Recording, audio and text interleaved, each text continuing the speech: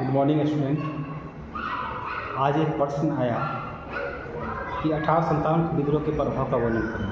जो इंटर के final year में जो पूछा जाता है, जो इम्पोर्टेंट है क्वेश्चन, इसमें बहुत कुछ 1857 से आया हुआ है। तो एक कमेंट के माध्यम से प्रश्न आया 1857 के विद्रोह का प्रभाव का वर्णन करें। चलिए हम जानते हैं। तो आप लोग जानते हैं कि 1857 का विद्रोह जो है, इसमें निम्नलिखित प्रभाव देखने को मिलता है। पहला, संवैधानिक परिवर्तन। तो संवैधानिक परिवर्तन में छात्रों देखेंगे तो 2 अगस्त 1858 ईस्वी को ब्रिटिश संसद ने भारत अधिनियम पारित किया और भारत में ईस्ट इंडिया कंपनी का शासन को समाप्त कर दिया गया और भारत के लिए प्रशासन के लिए भारत सचिव की नियुक्ति की गई। ये पहला प्रभाव संवैधानिक परिवर्तन। दूसरा जो 1857 का जो प्रभाव है वह है महारानी विक्टोरिया का घोषणा पत्र।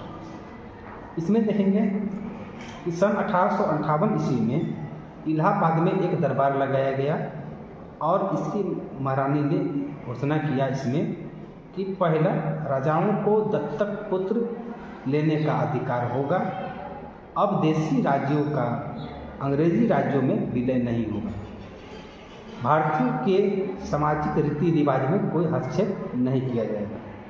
ये दूसरा प्रभाव था। तीसरा प्रभाव जो है वह है सैनिक संगठनों में परिवर्तन।